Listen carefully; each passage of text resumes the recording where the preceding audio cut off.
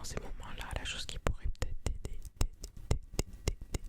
je pense que ce qui pourrait t'aider, ce serait de te replonger dans ces moments-là. Recentre ton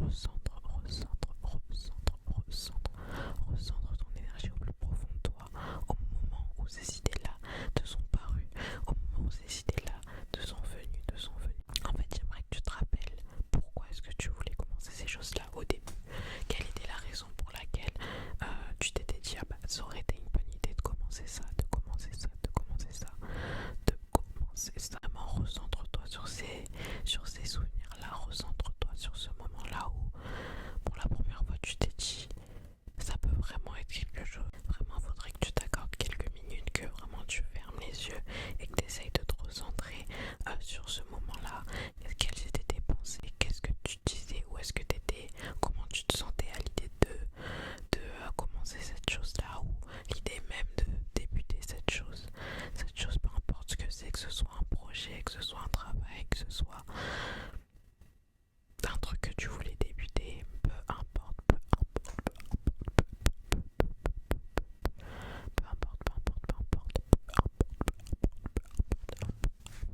En fait, j'aimerais juste que tu revives cet enthousiasme-là, ces pensées positives que tu avais, ces pensées,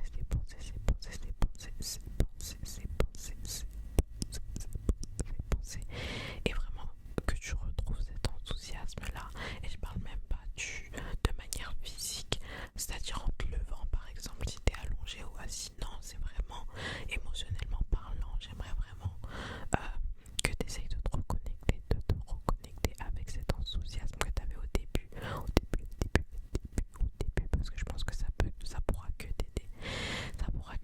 Parce que je pense vraiment que le fait d'essayer de comprendre le fait de vraiment essayer de comprendre les problèmes en se posant des questions, en essayant de comprendre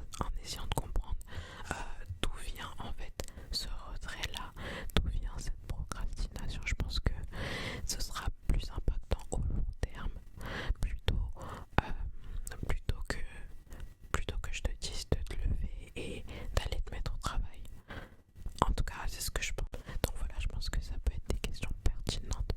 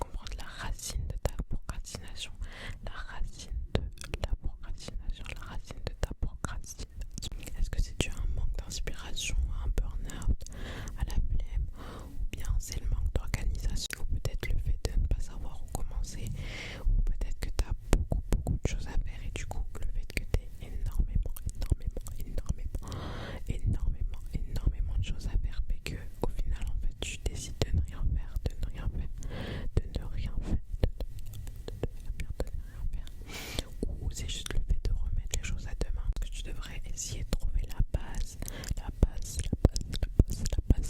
de ce qui te pousse à procrastiner pour te permettre de surmonter ça, pour te permettre aussi de mieux te connaître et d'améliorer ta relation avec toi-même,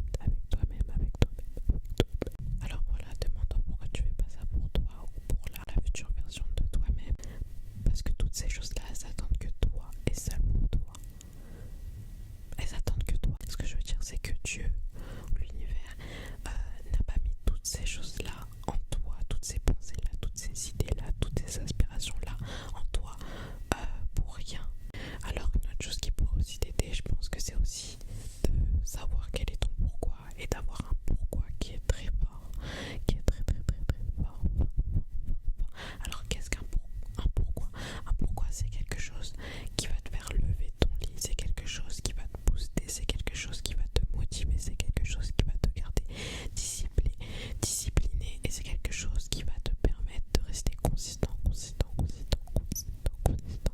En fait, il faut que tu essayes de trouver quel est ton pour toi,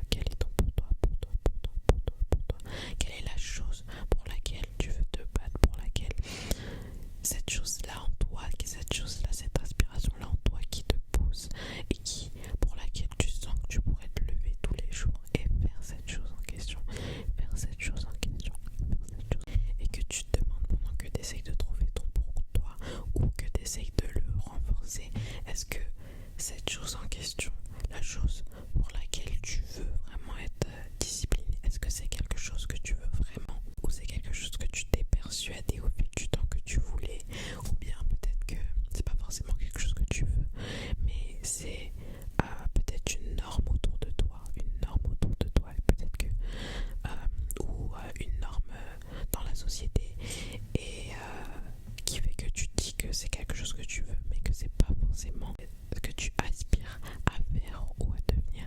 Et je pense que c'est important d'essayer de savoir ça parce que justement le fait que tu sois sûr et que tu sois vraiment sûr que cette idée là ou ce projet là il vienne de toi et c'est vraiment quelque chose que tu veux faire, ça va te permettre aussi d'être consistant sur cette chose là ou pas. Et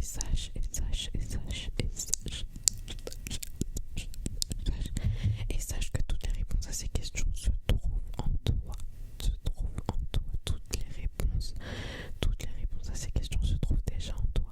Alors essaye vraiment d'écouter ton intuition.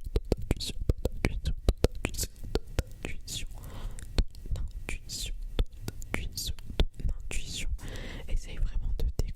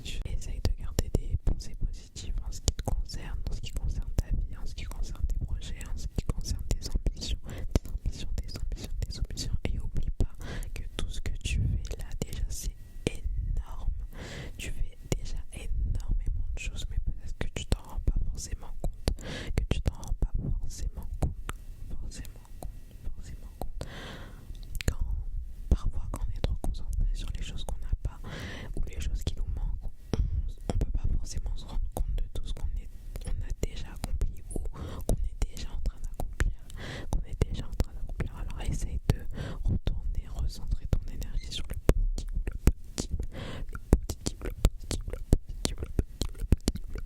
Mon troisième conseil,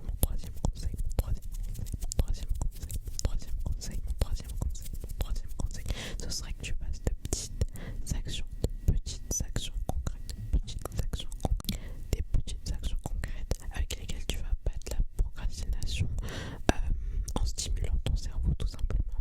Par exemple, je te donne un exemple.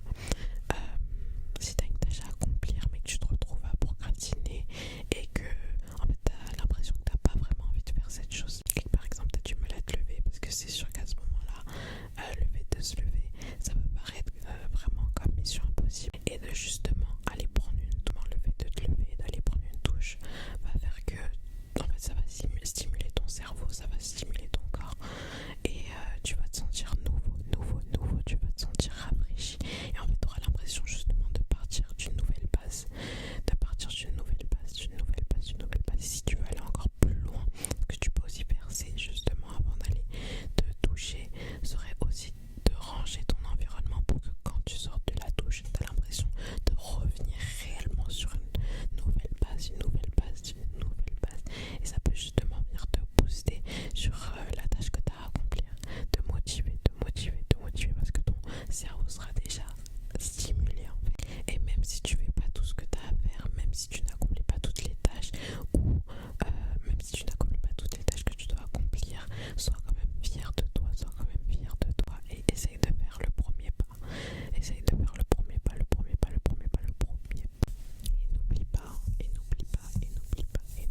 Et n'oublie pas que même si tu ne prends pas de grandes actions dès maintenant, ce n'est pas grave. Comme on a dit, le plus important c'est de faire les choses petit à petit. Mais le plus important c'est de faire le premier pas. Peu importe ce que ça veut dire pour toi. Essaye de revenir doucement, peu à peu, vers la consistance. Même si tu fais ça tout doucement, à petits pas, je pense que c'est même mieux que d'en faire beaucoup d'un coup. Et qu'après en fait tu redescends. Je pense qu'il est aussi important, et ça je le dis souvent, de t'encourager toi-même et d'avoir de l'autocompassion envers toi-même. Donc voilà, félicite-toi à chaque fois que tu fais un petit pas, félicite-toi à chaque fois que tu prends une décision, félicite-toi à chaque fois que tu te lèves du lit, félicite-toi même pour avoir regardé cette vidéo, parce que ça, même rien que le fait d'avoir fait ça, c'est déjà un pas, c'est déjà un grand pas. Et voilà, tu mérites de te féliciter sur tous ces efforts-là, aussi petits qu'ils puissent paraître,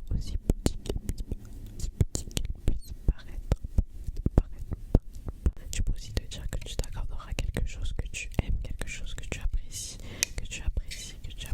pour t'encourager,